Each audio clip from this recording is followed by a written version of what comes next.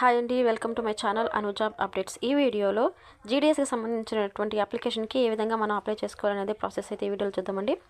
First website open చేసుకొని new candidate registration అనేది open చేయాలండి. ఓపెన్ చేసిన తర్వాత మన కాంటాక్ట్ ఇన్ఫర్మేషన్ అడుగుతుంది. ఆ మొబైల్ నెంబర్ అయితే ఇవ్వాలండి. మొబైల్ నెంబర్ ఏదైతే ఇస్తామో దానికి ఓటీపీ వస్తుంది. ఆ ఓటీపీ అనేది అక్కడ ఎంటర్ చేయాలండి. మొబైల్ నెంబర్ వెరిఫై అవుతుంది. అండ్ అలాగే ఈమెయిల్ అడ్రస్ ఇవ్వాలి. దానికి కూడా ఓటీపీ అనేది వస్తుంది ఈమెయిల్కి. అది కూడా వెరిఫై చేసిన తర్వాత నెక్స్ట్ బటన్ మీద క్లిక్ చేస్తే మనకి నెక్స్ట్ స్టెప్ అనేది ఓపెన్ అవుతుందండి.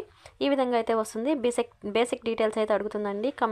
Applicant name, date of birth, gender, father name, mother name, community, ఈ విధంగా అయితే అడుగుతుందండి. డీటెయిల్స్ అన్ని ఎంట్రీ చేసిన తర్వాత మనకి నెక్స్ట్ స్టెప్ అయితే ఓపెన్ అవుతుందండి.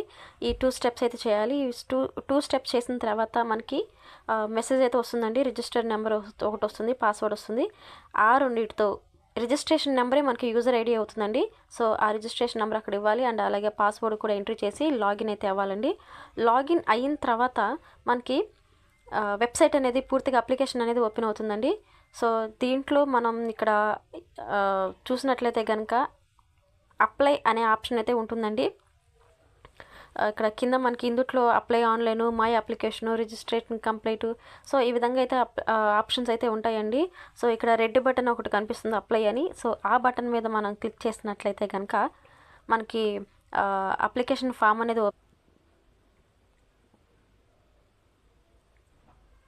ఈ విధంగా అయితే మనకి ఓపెన్ అవుతుందండి.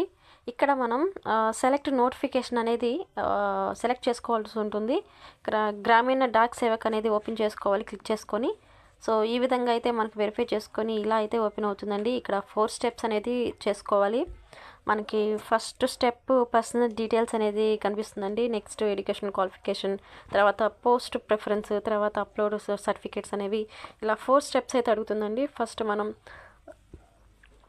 ఈ స్టెప్కి వచ్చేసి పర్సనల్ డీటెయిల్స్ అయితే అడుగుతుందండి ఫస్ట్ స్టెప్లో. సో ఈ బేసిక్ డీటెయిల్స్ అనేవి మనకు అక్కడ ఆల్రెడీ మనం ఫస్ట్ రిజిస్ట్రేషన్ అప్లై ఇస్తాం కాబట్టి ఆ డీటెయిల్స్తో బేసిక్ డీటెయిల్స్ అనేది వస్తుందండి. తర్వాత అదర్ డీటెయిల్స్ అని చెప్పి కొన్ని డీటెయిల్స్ అయితే అడుగుతుందండి. మన మ్యారీడా, అన్మ్యారీడా, తర్వాత పర్సనల్ డీటెయిల్స్ మొత్తం కూడా అన్నీ అడుగుతుందండి. అడ్రస్లు అవన్నీ అడుగుతాయి పర్సనల్ డీటెయిల్స్లో. దాని తర్వాత సెకండ్ స్టెప్ కింద మనం ఎడ్యుకేషనల్ డీటెయిల్స్కి సంబంధించినటువంటిది ఓపెన్ అవుతుందండి. సో ఫస్ట్ స్టెప్ అయిపోయిన తర్వాత నెక్స్ట్ స్టెప్కి అయితేనే వస్తుందండి. సో మనం ఎడ్యుకేషన్ డీటెయిల్స్ ఏవైతే ఉన్నాయో అవన్నీ ఇవ్వాలండి.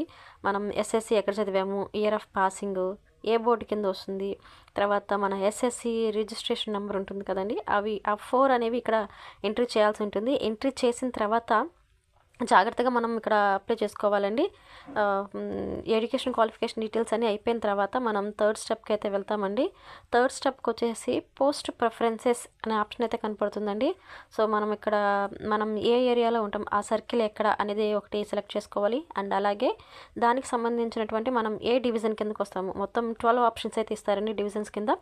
ఆ 12 మనము పెట్టుకోవాల్సి ఉంటుంది, ప్రిఫరెన్స్ ఇచ్చుకోవాల్సి ఉంటుందండి. ఆ విధంగా 3 స్టెప్స్ అయితే అయిపోతాయండి.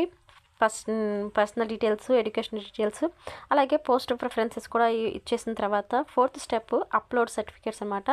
దాని కింద మన ఫోటో ఒకటి ఇవ్వాలి. అండ్ అలాగే సిగ్నేచర్ కూడా 2 అప్లోడ్ చేయాల్సి ఉంటుందండి.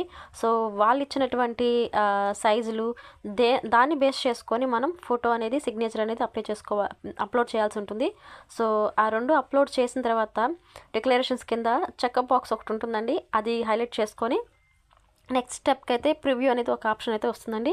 సో ప్రివ్యూ అనేది చూసుకున్న తర్వాత మనకి రిజిస్ట్రేషన్ సక్సెస్ఫుల్లీ కంప్లీటెడ్ అనే ఆప్షన్ అయితే వస్తుందండి. సో ఈ విధంగా వచ్చేసిన తర్వాత మనం ప్రింట్అవుట్ తీసుకుంటే బెటర్ అండి నెక్స్ట్ ఫర్దర్గా.